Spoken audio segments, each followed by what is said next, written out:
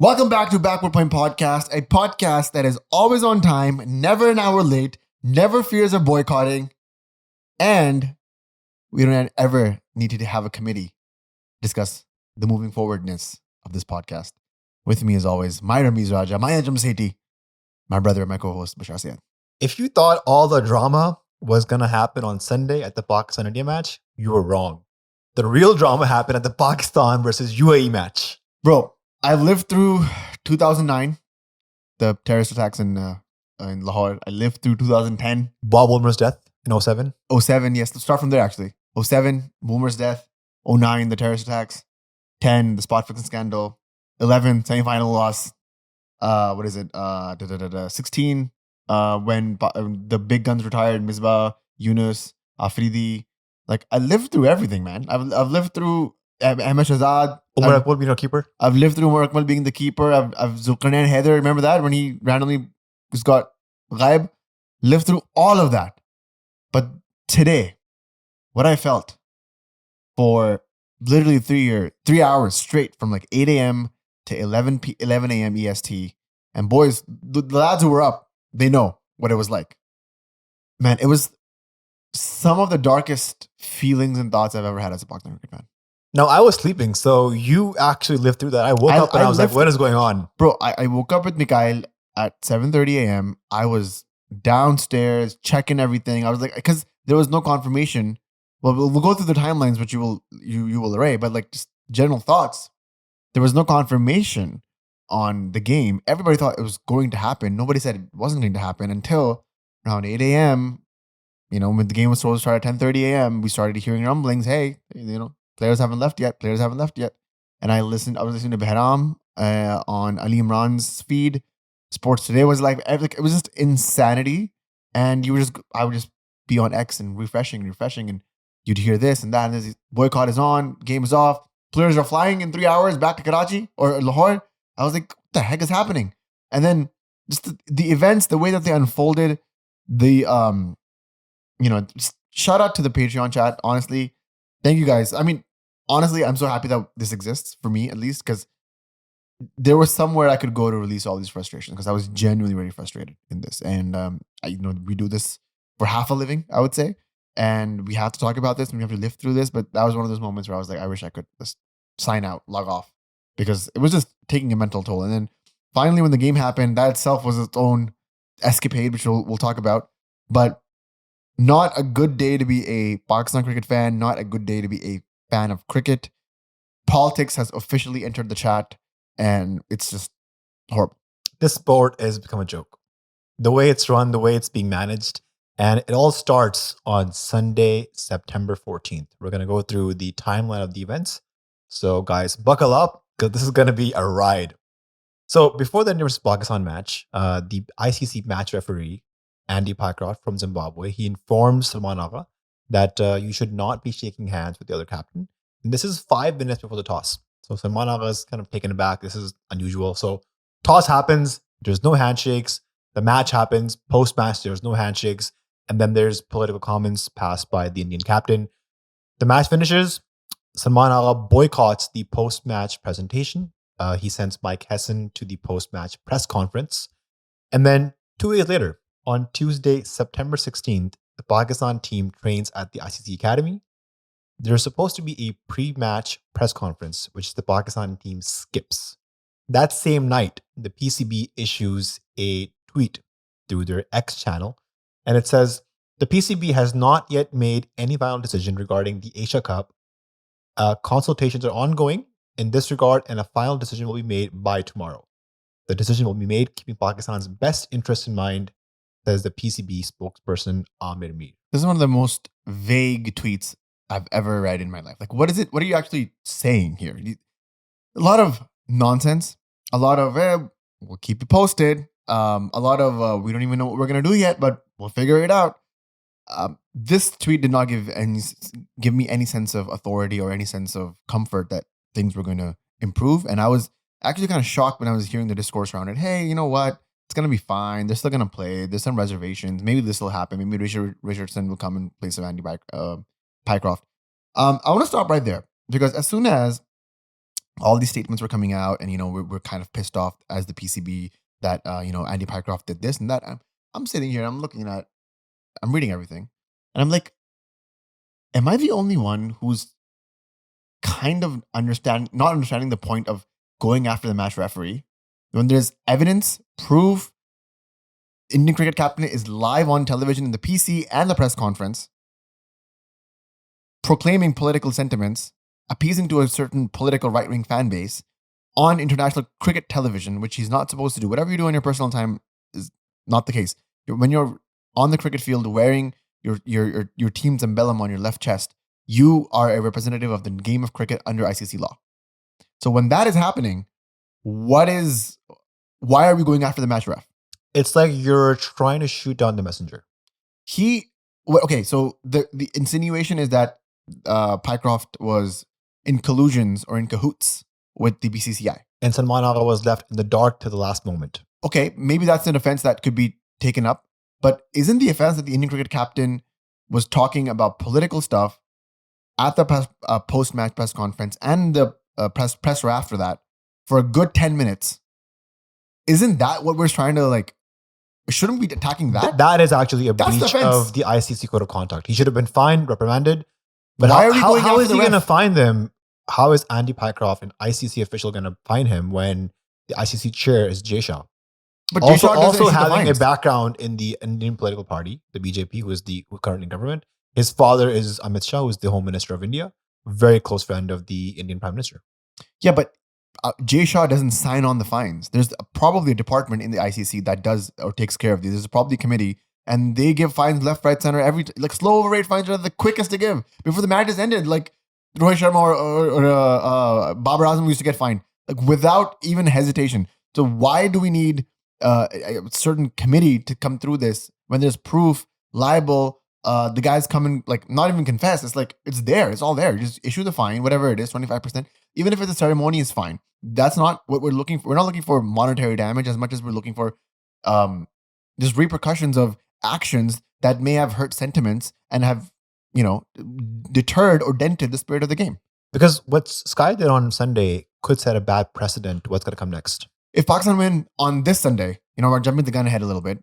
And if Pakistan go out, and I hope they don't do this, because that is not the nature of the game, and that is not how we roll as Pakistanis, and hopefully there is a moral high ground that we maintain. If Salman Agha, which I was very keen on listening to the post-match ceremony today after the UAE game, if he took the opportunity to say anything, which I was really, really glad that they took the high road again, they kept it civil, professional, talked about the game, toodles. But if Pakistan were to make a statement like that, would that not hurt billions of people's sentiments back home in India? Yeah, what if tomorrow Afghanistan beats Pakistan and they say we're going to dedicate this win to X people? Exactly. So it never ends.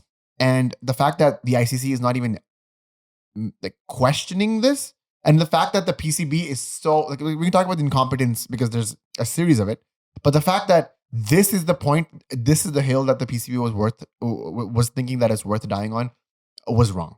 The narrative was wrong. The selection was wrong. Whatever I read about what the remarks were or how they were going after Andy Pycroft, I was like, this is the wrong guy. Unless you have solid proof of collusion, which I don't think they do, because the ICC rejected not once but twice their pleas of removing him, which just goes to show that they're barking up the wrong tree. There's another huge case, which I'm so glad. I'm not, again, jumping the gun.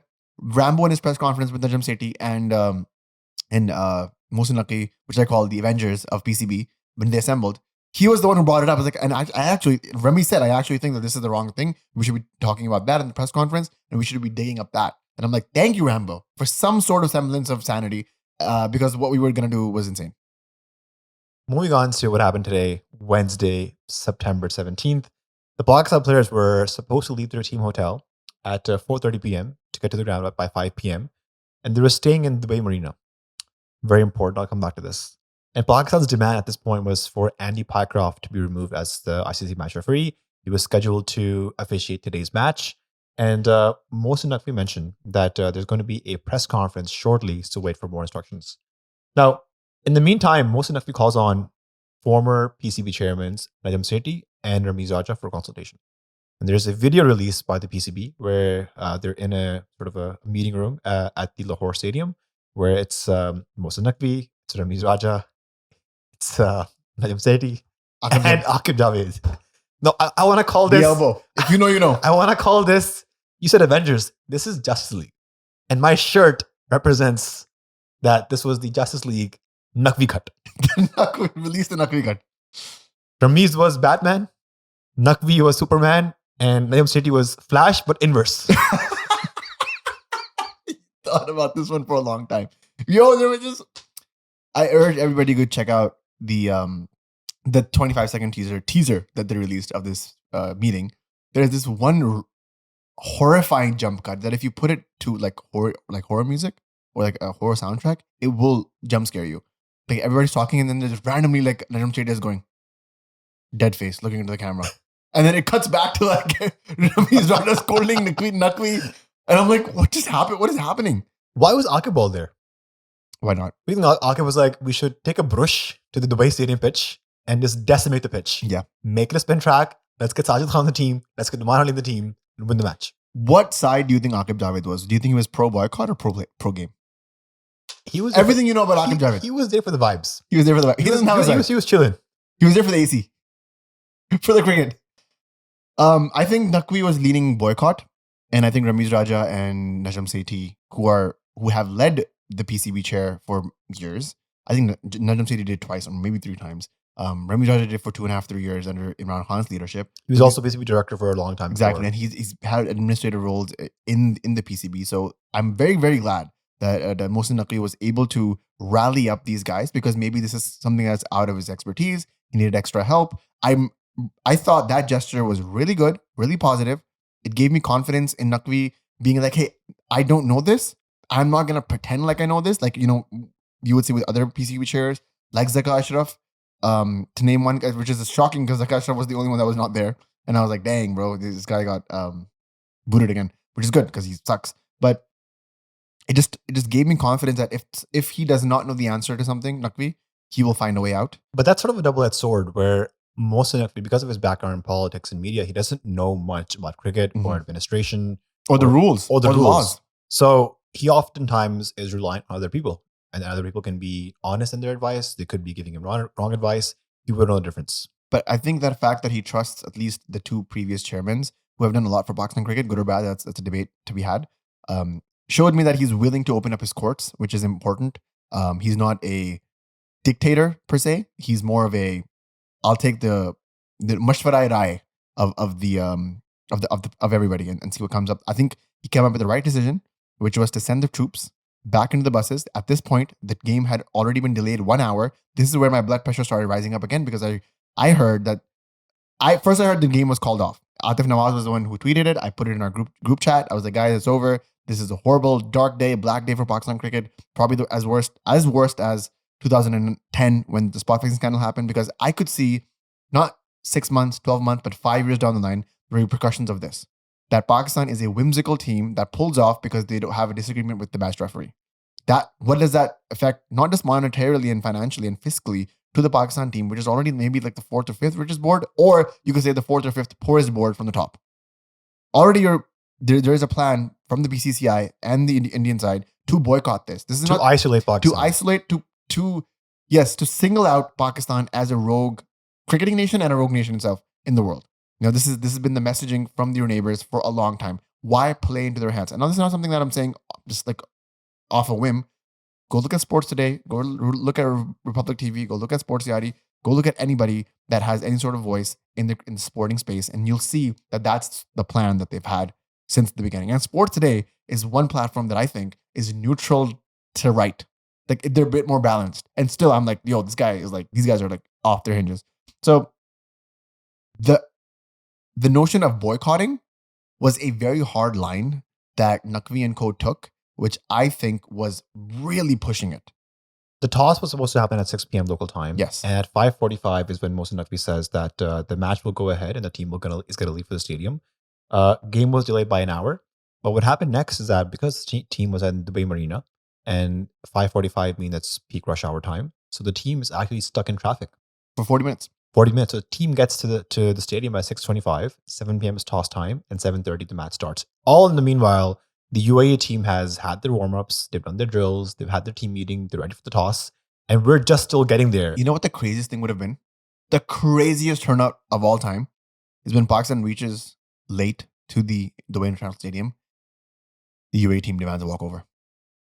Because their team was there. There has to be some bylaws that were like overstated or like overlooked, I should say, about this. Because imagine if the UAE team claimed a walkout that their team was here, the match time was this team is not here, they're eligible for a walkover and get the 2 points. That would have been an insane anticlimax. And then UAE goes to the next. And that would have been a fair assessment, honestly. Yeah. So PCB's demands were fulfilled in a way where Andy Pycroft apologized to the PCB via email. And then there was also a video released by the PCB media channel where Andy Pycroft was in a meeting with Mike Hassan, Salman Agha, the Pakistan team manager, Naveed Chima, and he's having some sort of conversation. It's a muted video, so we don't really know, but it seems like he's talking about the incident on the 14th. And then the match goes ahead. Andy Pycroft remains the ICC match referee for the game. Andy Pycroft, just to be like, just to knit through this PR comms that was sent through the PCB, he apologized for the miscommunication. He never apologized for colluding or going through with the BCCI's request or any of that nature. He just apologized for, hey, I forgot to tell you earlier, I'm apologizing that this was the case. He never said that I apologize that this happened. So that's a very fine line. So the apology that Pakistan PCB got was for the late communication of it all, not for the act itself, which is still gone unnoticed. The only person who's brought it up in any official capacity is Ramiz Raja at this point. And us, I guess, at this point. The ICC also mentioned that they're going to launch an inquiry to investigate what happened on the 14th. Rest assured, likely nothing will happen with that. So Suryakumar Yadav will go walking free without any even ceremonious fines or sanctions or reprimanding of any nature. And everybody else just has to take that. Yeah, because India makes the most money for the ICC. They are the biggest cricketing nation in terms of revenue generated. And they're basically walking, talking bullies. They block out 2 months of the calendar for the IPL. And basically, they can do whatever they want. So why even have the ICC anymore? Why have any of this? This is just a charade. ICC, we discussed, is basically just an event management company. Yeah, then why do they run around the entire globe from standing from Dubai trying to monitor cricket if they have one job, which is to monitor cricket, and they're unable to do it? You know, cricket rules are changed every year because of a meeting that happens at the MCC at Lords. Yeah. So again, ICC has no sort of say in cricket rules itself. And the more that I learn about the ICC system, the more I understand that the system that cricket is based upon is on very thin ice. It cannot sustain itself. It cannot run like this for much longer.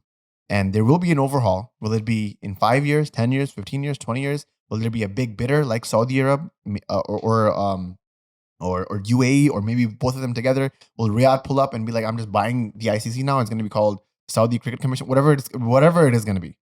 There needs to be an overhaul because of a hegemony, of a monopoly, of a bully basically running around like a bull left in a china shop and is destroying everything that is sacred to this game. And this can only go long as not that much longer. There's going to be a point where this is going to break. And I think that now the big three, which is actually just the big one, which is India, but England and Australia are going to look into this and be like, I think BCCI has a little bit too much power. If you also want to see how much of an influence India has on world cricket, just look at how many ex-cricketers, aside from Pakistan, spoke up about this issue. And how many neutral analysts said something about this. They just overlooked it, bypassed it, and it's because they know, the future contracts in the IPL are at stake, commentary gigs at the ICC are at stake, and I just think it's a very sad, it's a very disappointing place to be as a cricket fan.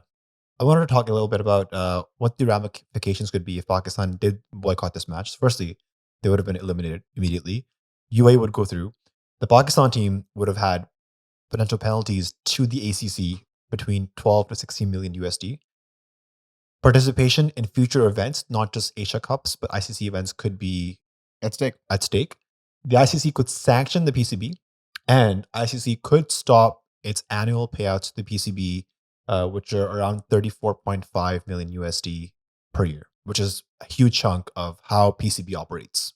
When we already know the PCB coffers are medium to empty right now, just because of all the renovations they did for the Champions Trophy and all that stuff. So we do know that the PCB is always in need of that kind of extra finance. And the PCB, again, is a private organization that does not take a single penny from the Pakistani government, which I think is the reason why they're self-sufficient and all that. So they need the income from the ICC to keep matters running. And so when all this fiasco goes ahead, and then we obviously get the match, which we'll talk about right now, there's a lot of noise from the Indian media and about how this was such a moral loss for Pakistan and this, that, and the other.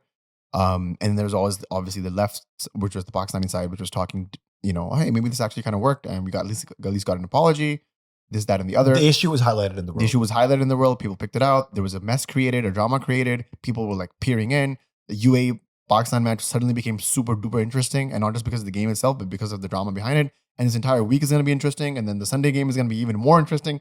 So like now for a dead tournament, there's so much hype. So everybody's tuning in. Everybody is tuning in to the Champions, to the Asia Cup, which is now like the number one marquee tournament in the world right now as we stand. I thought a better way of solving this would be if the PCB chairman met with the ACC chair and just had a meeting and they could resolve this. So you're basically saying Naqvi Saab talks into the mirror, like you need to sit down and listen to me here. If he wants, so you can even get the Interior Minister of Pakistan in there. Just calm down. How do you think the PCB handled this? I thought it could have been handled better. I thought they made a mess of the entire thing, not saying anything post-match.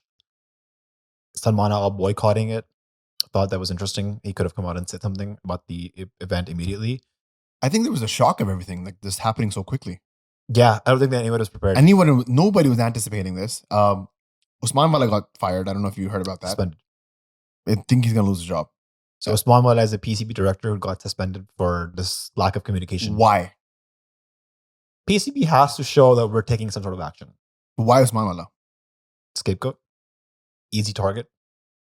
So, because I would love to know what Usman Wala did wrong and what was his job description and how he did or did not live up to that. Because I would love to see how that pans out. I think it was horrible. It was just a horrible mess. I thought this was going to be horrible to the proportions of the spot fixing scandal in 2010, which was like the spot fixing scandal is out. There's 2 days of the test match left. Everybody's involved in the test match is on the ground at Lords. And are we doing this or not? I think it's also, if you remember, in 2006, Pakistan tour of England. Yes, there was a umpire, Daryl Hare. Daryl Hare or Hall. Daryl Harper. I think it's Daryl Hare. It's an English umpire, and he accused Pakistan of ball tampering because they were getting a lot of reverse swing. And Inzamam got offended, and he said, "We're gonna walk out and not play this match." It was a test match in England. Incident happened on 20th August 2006 during the 4th day of the 4th test between England and Pakistan. At the Oval, umpires Daryl Hare and Billy Doctorow ruled that the Pakistan team had been involved in a ball tampering. Yep. They awarded 5 penalty runs to England and offered them a replacement ball. I think Pakistan did not come out for that game.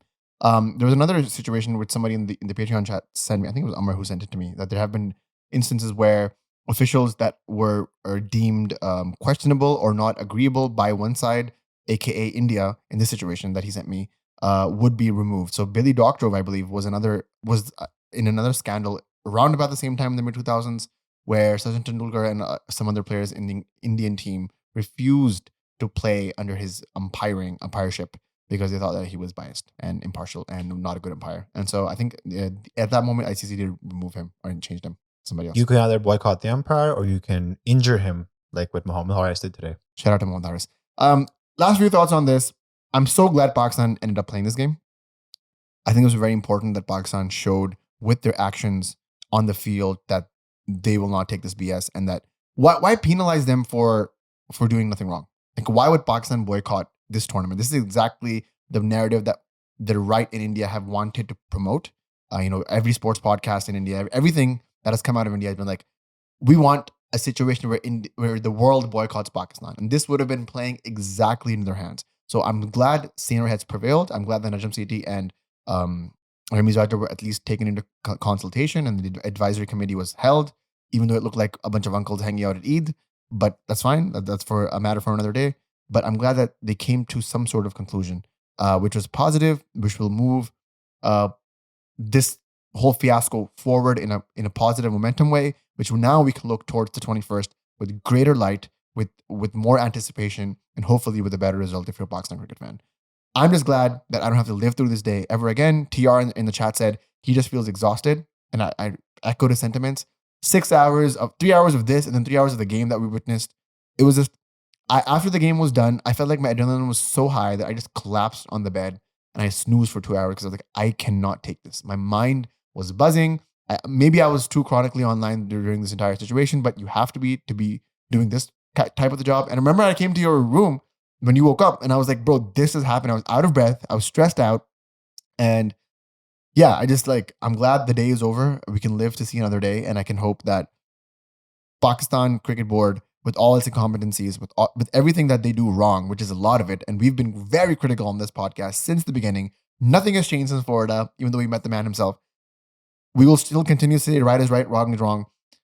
I just hope that they will find a way to get out of this fiasco with grace, with dignity, and with some sort of repercussions for the Indian captain or the Indian team, because what they did on the 14th was not right. It does not set a good precedence in the world of cricket. If you want to save the sport, which is a hugely, horribly run sport, which we've talked about many a times, this is the way. You have to penalize the biggest bully, the biggest baddie not the baddie BHADDY, the baddie, the bad guy in town, to set a precedence for everybody else. Because if this is let go, it opens the doors for everybody to talk shit and spew everything. And right now, I'm speaking to the Indian cricket fans. You guys are really enjoying it because it's your guy saying it. But things will change. You know, you guys are 7-0 up in the World Cups. There will come a day where Pakistan does beat you guys in a World Cup, like they did in October 2021. That happened. 152-0 happened. It just takes one day and one bad game for you guys to flip that over. And for Pakistan, it could be this Sunday where Pakistan has the return hand. But I hope Pakistan does not stoop so low at India's level. I hope so. Make any comments. I really hope so. I think we are better than that. We are bigger than that. We've held the moral high ground internationally throughout a bunch of stuff that was said and spewed in terms of cricket and otherwise. And I hope that Pakistani cricket and Pakistani cricketers have a higher moral ground, so I can look my fans in the eyes and my cricket people in the eyes and tell them, this is the team that I root for. This is the team I support. These are the good guys. Let's go to the match. Pakistan goes to the toss. There were handshakes between Mohammad Wasim and Salman Agha. Quite weird to see that. Pakistan lost the toss and they were put into bat first by the UAE team.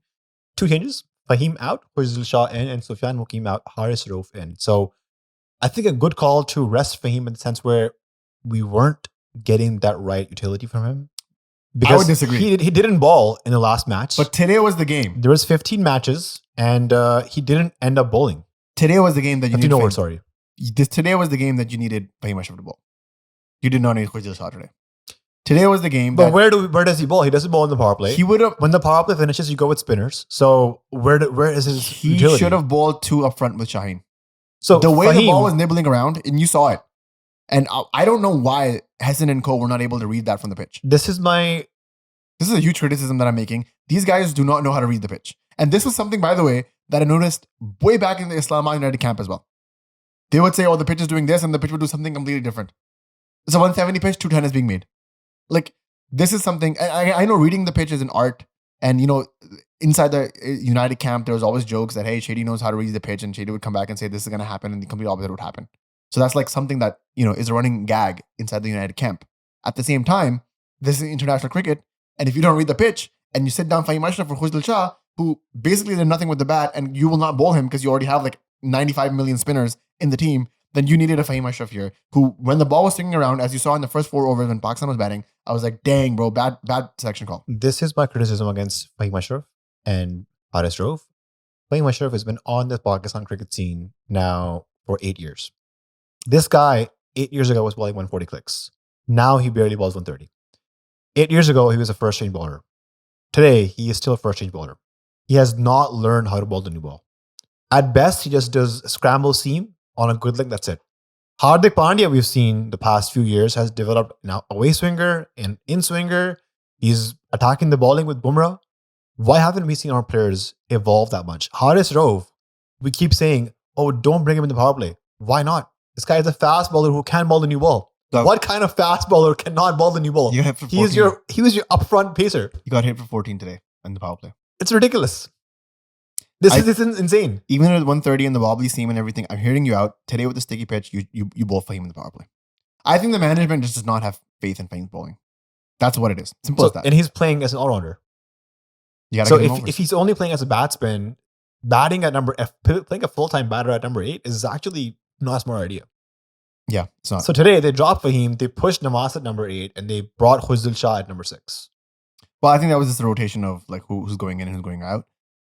I still think they should have played Fahim today. Today was Fahim's game, and he would have gotten 2 overs in the middle from the top with Shaheen, and he would have taken wickets because the ball was sticky, man. Did you see Rohit?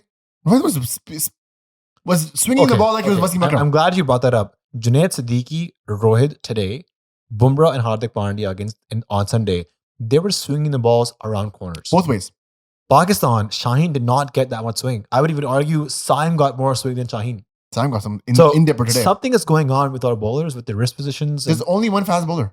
That too. But even that fast bowler is not getting that much swing as what Junaid was getting or Rohit today. Yeah. Our bowlers need to work on the wrist positions, figure out why it's not swinging. Because if you're not using the first few overs in the power play to get early wickets, ball fuller, get it to swing, it's going to be hard to get early in rows. Shaheen tried to do his magic delivery. He's been trying to do that this entire Asia Cup. Not once has it landed because it's not swinging back in. It's going straight onto the feet, and you can either clip it or come down the track like Sharma did and hit him down the. All you need is 1 degree of swing. If it swings 1 degree, it's going to miss the pad, hit the pads, or get it nicked off, get bowled. But yeah, we're not seeing a lot of swing at all from Shaheen. It's not happening for Shaheen. I want to talk about Pakistan's batting. Let's go, And bro. it starts off with our boy, Karachi agenda, Saim Ayub. Ah, 3rd duck in a row. this pains me. 4th duck in 6 innings. I'm hurt. And I know you're sort of a toxic, positive person. You might say, What the heck? You might say, yo, but Saim got 2 golden ducks today with a 2nd ball duck. So it's progress. No, I'm not gonna say that. Look, I'm the leader of the Karachi agenda. Like I will support a Karachi player till the death. And so Saim Ayub, he's not off my radar yet. I know people are trying to make it in the Patreon chat and other places that Saim is a bust and this, that, or the other. Newsflash, guys, Saim Ayub is not a bust. Have faith in Saim. He will show up in the Asia Cup. The Asia Cup is not done. You still have 3 more games to go. Saim Ayub is a world-class cricketer. Is he going through a downturn right now? Yes, he is. Does he need to refocus and put his energies back into cricket? Yes, he is. Is he distracted? Whatever is going on, is there something lapsing in the judgment of the way that he's playing the ball? Yes, he is. All 3 times that he's gotten out in this Asia Cup, it has been horrible. It has been horrendous. It has been an eyesore for Pakistan cricket fans and cricket fans in general. This is more than what we expect from Saim Ayub. But does that make him a bad cricketer? Does that make him someone that does not know how to bat anymore? No. I still think Saim Ayub has the potential. If he clicks, Pakistan can win this Asia Cup. So have some faith in Saim Ayub, like I do, like this podcast does. Let's see him and let's back him up all the way to the 21st where he plays against India. 4 ducks in 6 innings. It's becoming very hard to back his batting. And I'm very concerned. So I actually went in and did some deep dive into his numbers. I hate when you pull the phone the up. first Oh my God. the first thing that I noticed, and this was actually pointed out by Jared Kimber, and he said that Saim Ayub is actually struggling to face the first ball of the innings. So in cricket, you're either facing the first ball, that's first position, or you're on the non-strikers end watching the first ball being bowled, so you're second position. Saim Ayub's batting average when he faces the first ball is 12.3. Saim Ayub's batting average when he faces, like when he's on the non-striker end, second position, is 28.57. That's more than double. So something about Saim Ayub facing the first few balls. Secondly, Jared pointed out that Saim Ayub's has been dismissed 9 times out of 29 times in the first over. And he has an average of 7.6 while facing the first over. And that's a lot less compared to the global average, which is 22.92. I also checked how Saim is getting out in his entire career T20Is. Talk about it. Saim has been dismissed 42 times in T20Is, 33 times caught out. So, I mean, I wouldn't mind Saim getting a beautiful ball in swinging from like off stump, hitting his pads, or, an away swinger just nicking him off. It's a beautiful delivery. But Saim, it looks like 80% time he's caught up. So caught by fielder, caught by wicketkeeper. He's been bowled once, LBW twice, run out 4 times. Which tells me that Saim is playing a lot of uppish shots in the air, 2 fielders, not picking gaps. He's vulnerable in the first few balls he's facing. He's been dismissed a lot of times. I think half the times in his entire career, he's been dismissed between runs 0 to 10. So something is going on where he is not able to get starts. He is struggling to face the first over. And yeah, I don't know exactly what he can do. Like today, again, it was like a short, wide ball going away from him. He cut it. Looked like he was a bit late on it. Gets caught at third man. Right arm pace with the ball going across. That seems to be his recent weakness. We saw in the West Indies and the USA.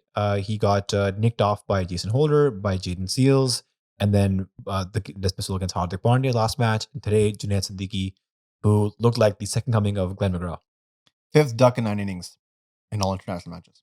3rd in a row. And we talk a lot about Pakistan's feature of batting and who's going to lead the way forward. And 2 names come to mind. Abdullah Shafiq and Saim Ayub. Abdullah Shafiq, our boy, holds the record for the most consecutive ducks in T20Is. 4 ducks. And Saim Ayub is giving him tough competition with 3 ducks in a row. Is Saim Ayub a bad player? He's not. None of these guys are bad players. I just read an article by Mazhar Rashad, and he broke down exactly why these players have been picked in the team. Saim Ayub, Mohammad Haris, look in the PSL, these guys have the highest batting strike rates for any top order player in Pakistan. Saim Ayub had the most 6s at the CPL. He had the second most runs at the CPL.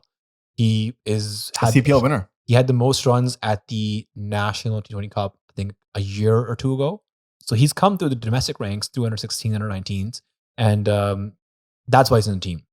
Fakhar Zaman has had multiple seasons in the PSL where he has the most 6s, 30 plus average in the PSL, 140 plus strike rate in the PSL. He was part of the opening pair under Sarfaraz's captaincy where Pakistan was number 1. Sadat Farhan has had a generational run in T20s the last 12 months. 400s, most runs in this tournament, that tournament, most runs in the PSL, most 6s by, I think, Islamabad player. Hasan Nawaz had the most, I think, 6 in this PSL. Best scoring rate for a middle order player. 165 strike rate. Again, all these guys are there because they perform. Nobody is a parchi. This is a meritocracy in this Pakistan team. Yeah, so I want to address that because I used to have a lot of respect for this guy, and I don't have any respect. I'm gonna call him out, and I think you might get pissed off that I do this, but I've been hearing a lot of CBA, Arslan Nasir, right? Sure.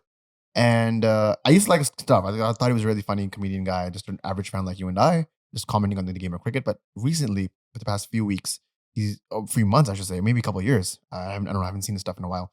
But very toxic, very just concern, trolling, just, this is all bad, everything is bad.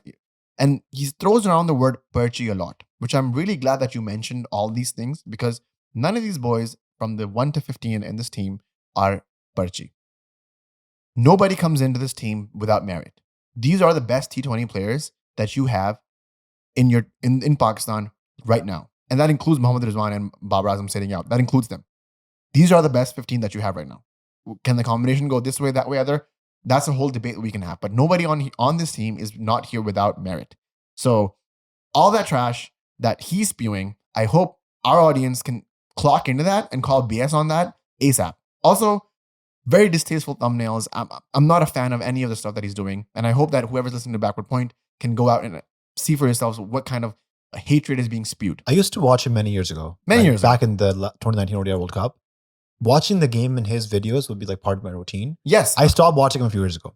Because again, controlling, extremely toxic videos. Rage bait. His thumbnails are just like from the pits of the earth. Sarcastic. Like he's one of those haters that is a fan of the Pakistan team but hates the Pakistan team.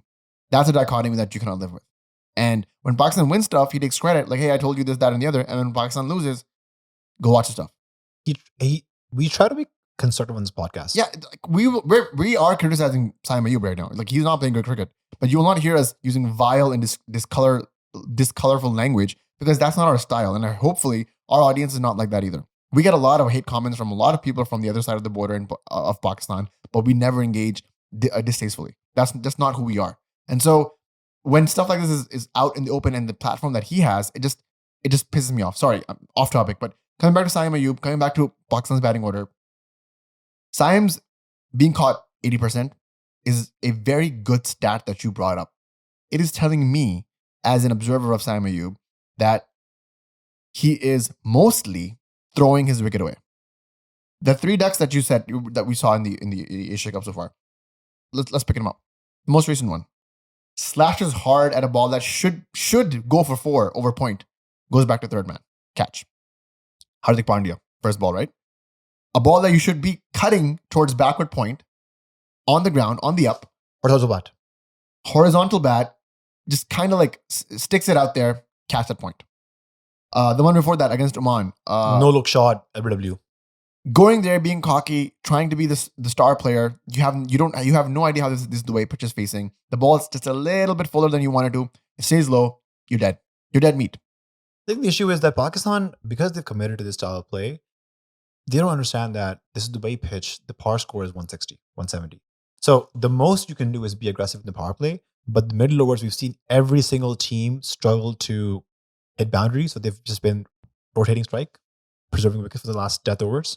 And Pakistan, I think, has lost the plot in the power play stage of all these last 3 matches. And the sad part is that they've tried or they've promised to play a modern brand of cricket. We are yet to see that. That's a very fair criticism. That's a criticism I have as well.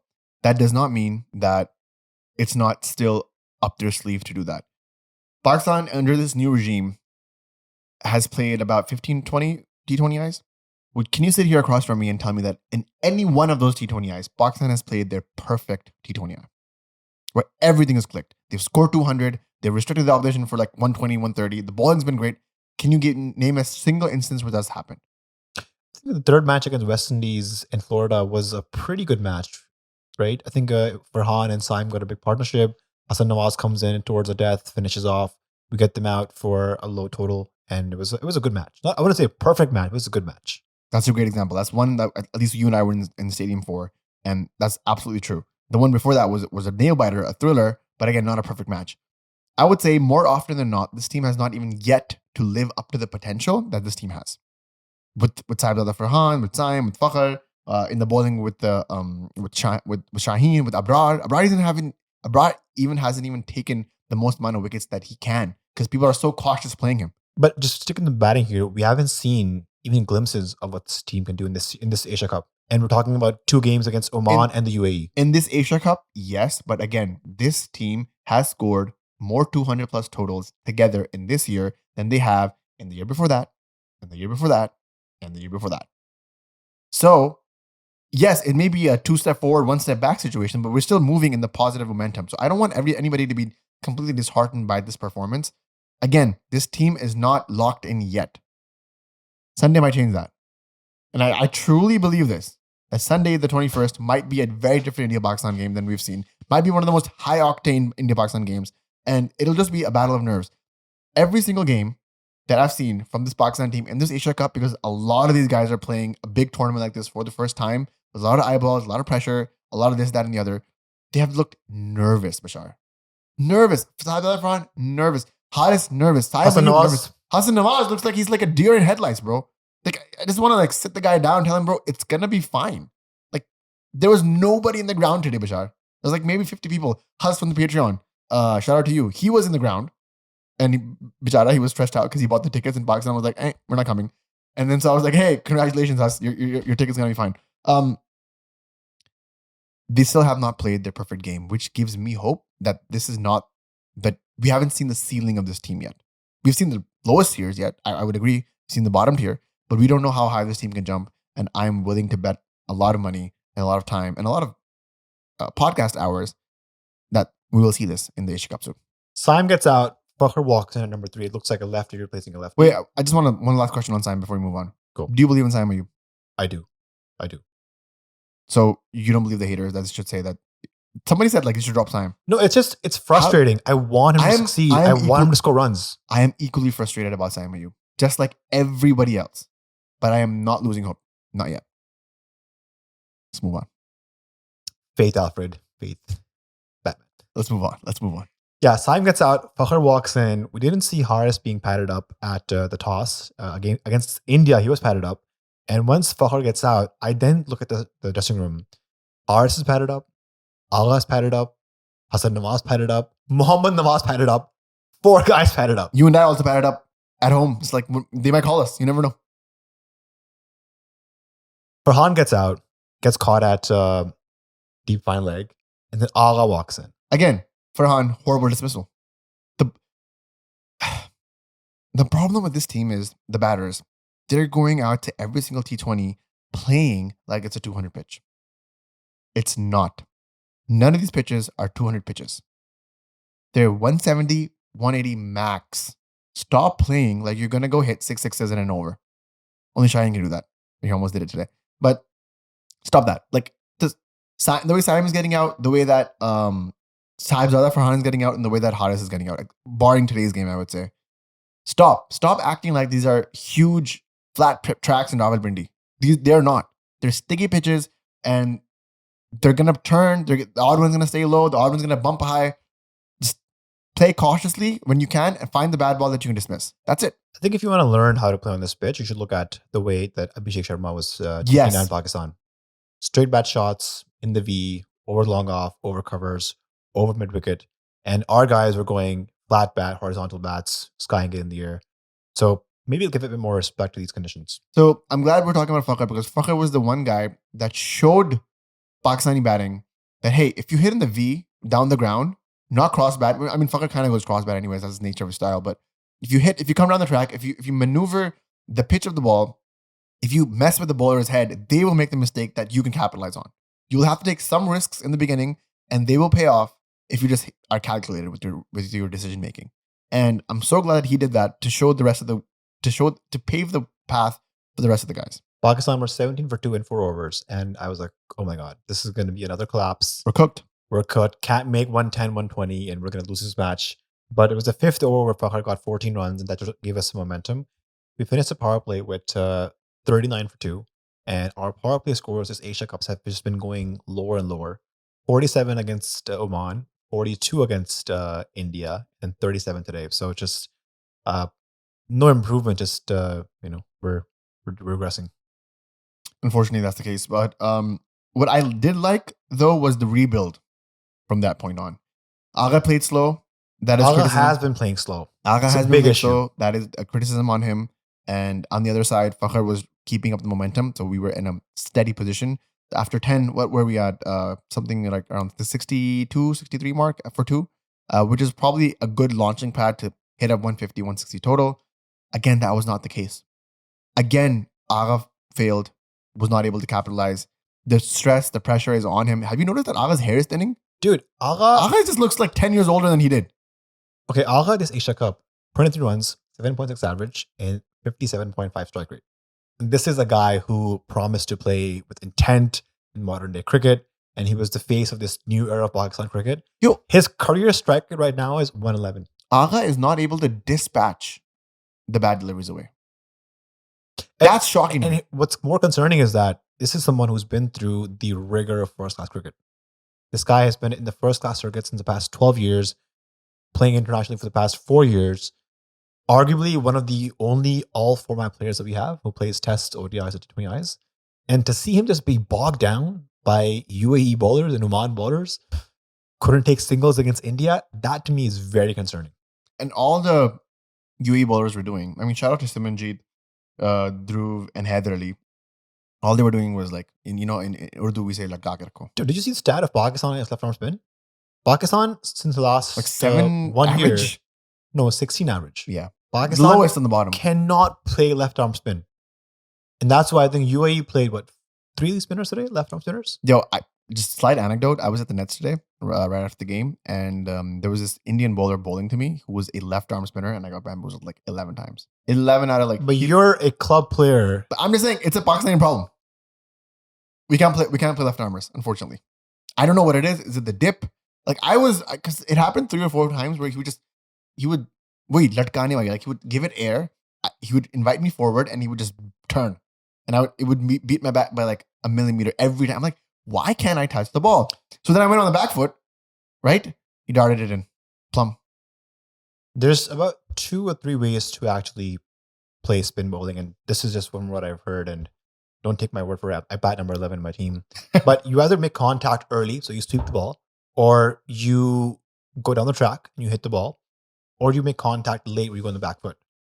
Anywhere in the middle, if you just hang your bat like Hasan Nawaz did today, you're cooked. Yeah. Because you don't know what the ball's going to do. Yeah, and you're reading the ball off the pitch. You're supposed to read the ball off the hand, off the wrist, and try your best to gauge where it's going to land so you can. Who is one of Pakistan's best players of spin of all time?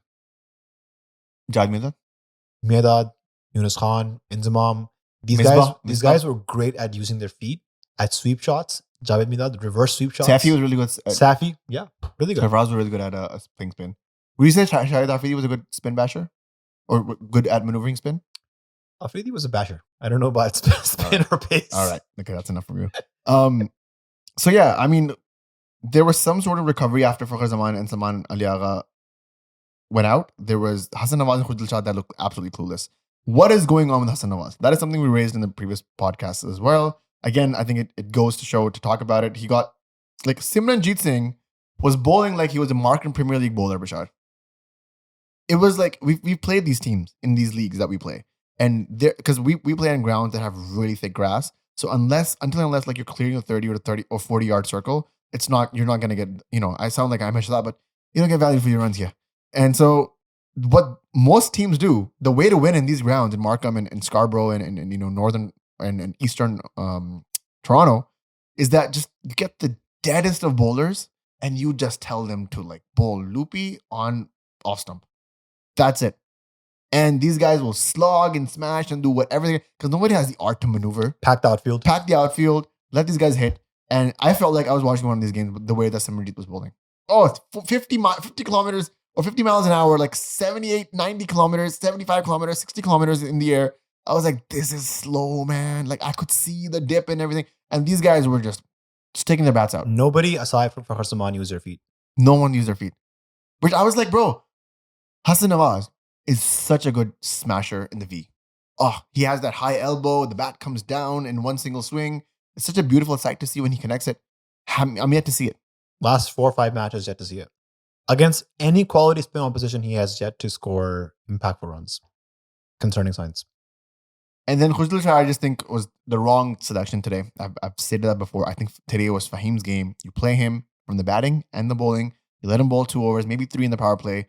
I know Saim and Nawaz and everybody else and Abrar did really good in the power play, but if you want to get Fahim game time that is meaningful, don't treat this game as that much of a doer. What would you think if they replace Khushal with Hussain Talat? Because Hussain I would have been okay with that. Can kind of ball maybe 2 overs of pace, maybe. I can do that. That's the same thing with Fahim Ashraf. But the thing is, Fahim Ashraf gives you that lefty righty combination, and that really, that can help. What do you mean? Hussain Talat is lefty. Oh, but Hussain's the righty bowler though. Yeah, same with him. Okay.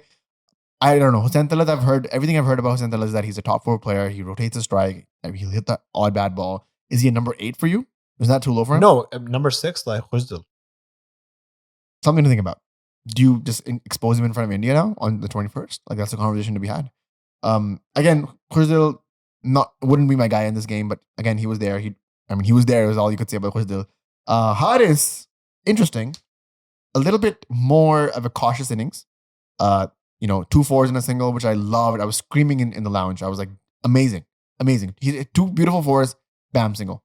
That's the way that I want him to play. I don't want him to go. And, there was a moment where Fakhar Zaman hit, I think Haider Ali or Dhruv. One of them, it was Haider Ali or Dhruv. I think it was Dhruv. He hit him for 2 sixes and he went for 2 other attempts right after that. Maybe he thought that he was going to connect all 4 of them, which would have been insane. But at that point, you could have just dabbed one for single and get Agha the strike. That is something that I like Mohammad Haris to do. The shot against Junaid Siddiqui was on. Actually, famously, you are a great cricket expert on this podcast as well as everybody in the comment section. I wouldn't say expert. I'm not an expert. Black shirt guy and Batman guy. You called it. You were like, the shot is on. I think the fine leg is up. I think he's going to go for the scoop. And he went for the scoop. Junaid Siddiqui was just a hair smarter and brighter and wiser than him. And he did the slower one on leg stump and blew the stumps up. But the shot was on. And if it had connected, it would have been easy 4. So a little bit more brain power being used by Muhammad Haris, which I'm a fan of. Let's see more of that. I'm glad to see him do something in the bottom there because I was very hesitant again on him being there. Nawaz didn't really click, but we have to I'm skipping all this because we have to talk about Shaheen Shafidi. Just wow. Yeah. At one point, Pakistan was 110 for 7. And when Haris got out, it was the last ball of the 19th over. And it was 128 for 8. So at that point, getting to 135, 140 would have been a very big bonus. And the way that Shaheen has been batting this entire Asia Cup, the last 2 matches specifically, against India, he came in at crisis moment, gets Pakistan to 127. And today, I think just psychologically, his runs helped us get to 146, which looks like a big total. I think 120 or 130 would have been a lot more chaseable for the UAE players. They would have gone about their innings in a different pace. They made it at 105. Yeah. But yeah, Shaheen, man, this is insane. 29 out of 14 balls, not out, 3 fours, 2 sixes, just showing us his shot variety. He played, he dug a few Yorkers out.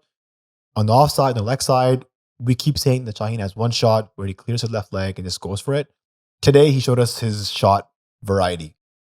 Over fine leg, over the covers, helicopter shot over mid-wicket. So, looks like he's been working on his batting a lot. I know the Pakistan management is quite focused on improving batting for guys like Shaheen, Haris Rauf, Sufyan Mukim. We saw hit Bumrah for 2 boundaries, and even Abrar Ahmed. So, the Pakistan management thinks that these guys in the back end might be useful to finish matches like we've seen Naseem Shah do in the past.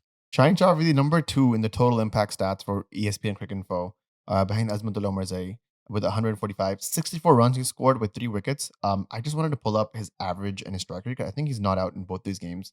Let me just do that real quick. All 3 games. All 3 games at this point, yes. 33 plus 29. Yes, so Shaheen Shafidi is... here it is. Yep, 206 strike rate, not out in all 3 games. 64 runs. High score of 33, 206 strike rate, 6 sixes and 3 fours in this tournament with 3 wickets to attest with that. And I think with the 3 wickets that he has, his economy is under 6. If before this Asia Cup, you told me that Shaheen Afridi would have 66 more runs than Saim Ayub, he would have the most sixes for Pakistan, and that Saim Ayub would be Pakistan's highest wicket taker this Asia Cup, I would not believe you. Shaheen Afridi, 3 wickets, best 2 for 16, 19.6 average, which is great. 6.5 economy and 18 strike rates. So after every 18 deliveries, he takes a wicket. Just amazing performances. And if Pakistan were to make it to the final or win this whole thing, Shaheen Shafidi will most likely be the player of the series.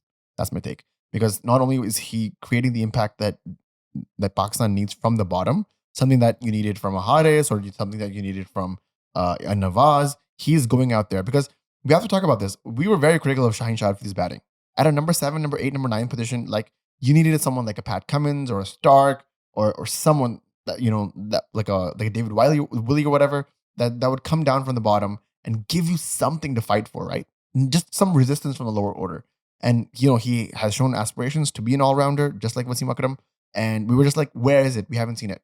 And he hasn't done much. What I've noticed from the way that Shaheen bats is that all he's done is he's changed his approach to hitting. He still has that trigger movement where his foot goes across and he wants to swing everything to mid-wicket. But instead of just standing on leg stump or middle stump where his guard is, he shuffles. He picked a 6 off today. He moved across away from off stump and just flicked it to 6 on mid-wicket or square leg, I should say. That's smart batting. If it's not in your range, then change your range. Which is, okay, that's great. Because if it gets clobbered, it'll get clobbered. This was the same thing that he did with Hardik Pandya, which really messed with him. And this is the same thing he did today. I don't know if you can hit it off every single time. But the few times that it does, all you need is 5 or 10 deliveries from him to get a quick 200 strike rate cameo that could change the dynamic and give you the momentum that you need. So kudos to Shaheen Shafidi. Love that he's not only an improved bowler now that we've talked about. He has the outswing again. He's an improved batter. It's turning into a complete package. You mentioned Shaheen Afridi's batting, his bat, his range, his guard. And if you want to buy your bat, your guard, Yashi Sports is your place to go to buy. Go to yashisports.com. They're Canada's home of cricket. They have extended the discount code for Backward Point listeners from BP10 being 10% off your purchase to BP15 for 15% off your purchase. You can browse through their large array of equipment. You could be a beginner, you could be a pro player, and they've got everything you need. And if you go in person, you can also get their promised world-class expert advice. Yashi Sports and Backward Point are also doing a giveaway, which I'd like you to tell them about. Yashi Sports and Backward Point are doing a special giveaway, giving away an English Willow Yashi bat that is a player grade bat at the price of 300 CAD, which is about 250 USD if you guys are in the States. This is open to everybody in the world that is a Patreon member. The Patreon cost is $4.99 in USD or $5.99 CAD. And all you got to do, go into the links below, click on the Patreon link, join the Patreon, which will give you access to not only the Patreon stuff, which we do early episodes and stuff like that, and we give you sneak peeks about what guests we have in the future, etc. But you also get access to our amazing Patreon chat, which is such a lovely place. Shout out to Siddhant. He's our first Indian Patreon member who's in the chat, giving us amazing insights, actually being a really clear voice of reason for someone who is a cricket fan, a Pakistan cricket fan, an Indian cricket fan, and giving us the exact balanced take that we need in moments like this. Which is Also, he was enjoying the meltdown today. He was loving the meltdown, which I think, you know what, if you need a first-hand take on Pakistan just losing their minds, this is the way to do it. I urge you all to check out the Patreon. If you are already a patron, do not worry. You are already in the raffle, but you guys have till the end of, I believe, before the final happens. You know, when the final ends, that's when the raffle ends for the Yashi bat at the end of the Asia Cup final. After that podcast, we're going to announce, or during that podcast, we're going to announce the winner from our Patreon. So it's a great way to win this bat. I'll be a part of this amazing community. Support the podcast, support Yashi Sports, and yeah, have a great time. Thank you to Yashi. Thank you to our amazing Patreon members. Going to Pakistan's bowling, they put up 146, and I think the key wickets here were Ali Khan Sharfu and Mohammad Wasim, which Pakistan had to get.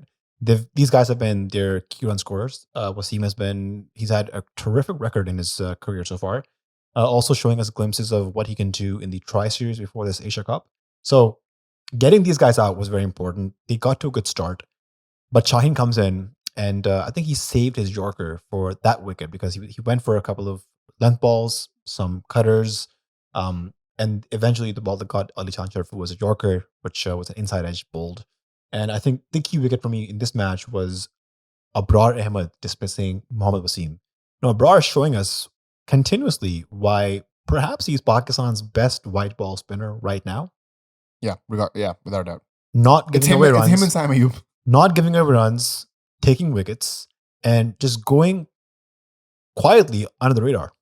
His 4 for 16 against India, again, under the radar because there was no wickets. But he's been the pinch, the squeeze for Pakistan cricketer for a very long time. Even in the Champions Trophy, 10 for 28 for 1 wicket in the Champions Trophy against India as well. So this guy has not only shown up for once, but twice against India. And he has the attitude.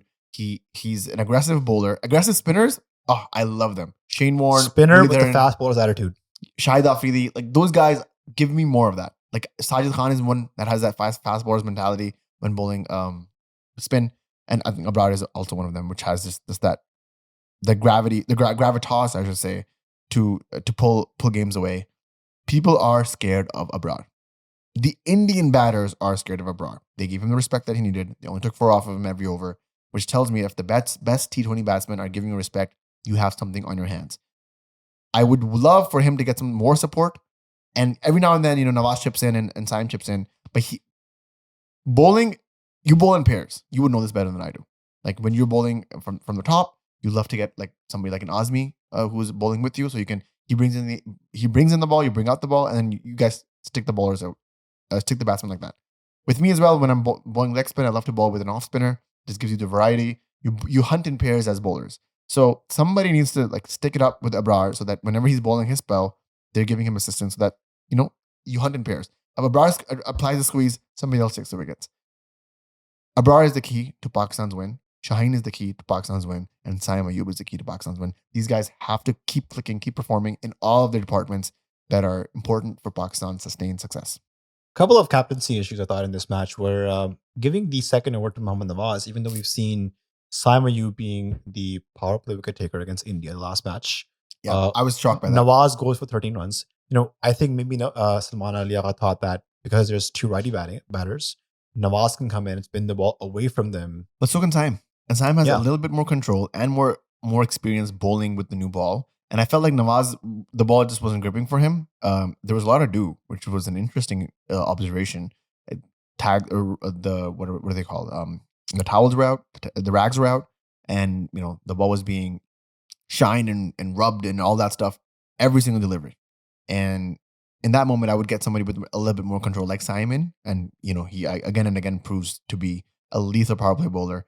And then you get a Browder in as well in there. If obviously you don't have Fahim to bowl a couple of overs of pace, that's what I would have done. Nawaz, Also, I would've like saved- Agha bowling his over, yes, and saving Nawaz's over was a bit weird. Apparently that's contentious. I don't understand why. So You got to wicket. So Agha's matchup is best against when there's lefties batting.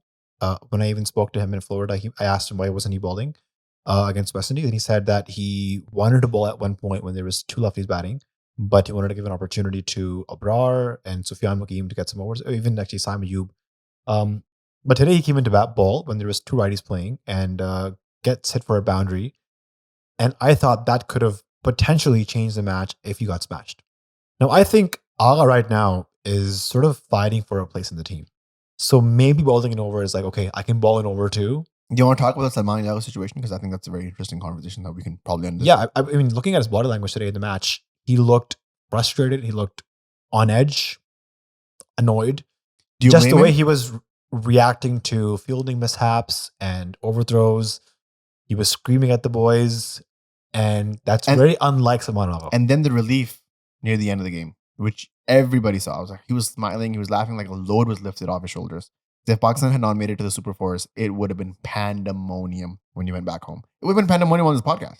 If Pakistan got knocked out today, can you imagine what we would have done? I said on the Patreon chat, I might have just retired the podcast. Like, it's over, done, cooked. It's all over. But again, we started this podcast with the fiasco, and I think we're kind of gonna end it on it. Salman Agha definitely is fighting for a spot in his place and for his space in the team. He's in a very Sarfraz Ahmed situation already in his career. People are really mean and really like pushing down on him, which again we won't do on this podcast. But there is definitely a conversation to be had with the striker that he's had, the average that he's had, and the limited amount of bowling that he's had throughout. Do we really need him in the team? If Shaheen Khan is fit and perfect, does he just walk into his space? Those are all conversations we need to have maybe after this tournament.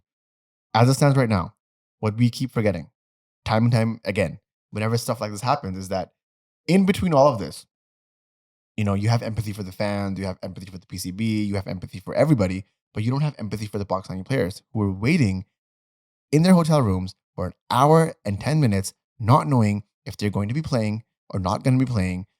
What kind of mental state that puts you in, what kind of mindset you're in. You're seeing all the politics unveiling. You're part of it. You're being used as a pawn against it. And so there's a lot of the collateral damage that goes unseen our players. And far and few ahead are captains. Salman Agha is a good, decent captain. He has a good head on his shoulders. He's a fan of cricket. He understands the game very, very well. But the pressure that he was put in for the past 48 hours was insane. You and I cannot even begin to fathom. Going into Super 4, he has to show up as a player. Yes, he does. Right? Let's go to the lineup. Let's start from 1 to 15. We talked about this, right? Selflessness in Pakistan will not get you anywhere. So the first thing is he needs to come out there, score runs at a good strike rate, contribute to Pakistan's wins. That's key for him. The partnership he had today with Fakhar Zaman was 61 off 51, with Fakhar Zaman 37 off 24 and him 20 off 27, man. He just gave some sort of assistance to Fakhar Zaman, like a proper assistance. Like, okay, play 27 deliveries, but give me like 35, 40. Then that 61 could have been 75. And then suddenly Pakistan is hitting 160. You know what's positive? Pakistan's dot ball percentage down by 10% since the India match. So against India, it was 53%, and this match 43%. And you know why that is? Still a little higher. That is because Salman Agha and Fakhar Zaman were doing their best after 6 overs to rotate strikes. They were taking 4 or 5 singles every single over. Some overs went for 5 runs, which is fine. Some overs went for 12 because they had a boundary and 4 singles. So you can manipulate the field like that, and that is exactly what Salman Agha and Fakhr Zaman did in the middle. The only complaint that I have for Salman Agha is to convert those 20 off 27 to maybe a 35, 40, 45 off 27. That will not only justify his place in the team and command authority as a captain, but also help propel Pakistan. Yeah. On that note, guys, thank you for tuning in. Really? You're not going to talk about Sunday at all? We'll do a preview on Sunday. We'll do a preview, but like it's just fun to like a little bit leapfrog over it. It's happening now. Let's wait for Sunday. Sunday's happening. We'll be doing a preview maybe on Friday. We'll do a preview maybe Thursday or Friday. And then again, I'm putting you through it. You and I, Backward Point, live again on Sunday, the 21st, covering the game. Yo, I had a great time in the live last time. It was an insane live about last 20, 25 minutes. But before that, like, Pakistan lost. That's fine, which was a given with the way that they were playing. But it was just fun interacting with a lot of our Indian friends, a lot of our Indian fans. 69% of people watching were from India.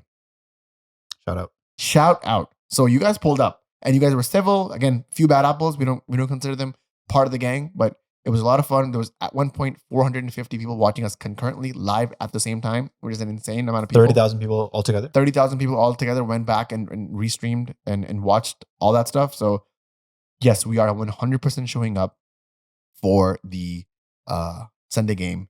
It's going to be fun. It's going to be intense. We're going to be level-headed watching the game and hoping for something absolutely spectacular. Correct? Yeah, if you haven't subscribed already, hit subscribe. And if you're listening to us on the audio platforms, leave us a rating. Hey, let's give a emoji of the day. You know what it's going to be? It's going to be the bat. The bat symbol? Chimkadar, yeah. Is there a bat symbol? I don't know if there's a bat symbol, but there definitely is a bat in there. Let me just check real quick because I think that people love the emoji of the day, Bashar. Did you know that? People are obsessed. The whole point of the emoji of the day is that if you've made it this far in the podcast, let us know that you've made it. And by answering or just posting this emoji. So there's two. There's the bat, the chimkadar, like the animal, and then there's a cricket bat. So I would rather you do the animal. Put the animal, the bat, in the comments at this point, and we'll know that you made it all the end. I give everybody love. We could have done the lightning, the flashes too, for inverse flash. Oh man, it's gonna be insane. Slow mo. Thank you guys for tuning in. Again, another long one, but it had to be done. And we'll see you guys in the next episode. Cheers. Cheers.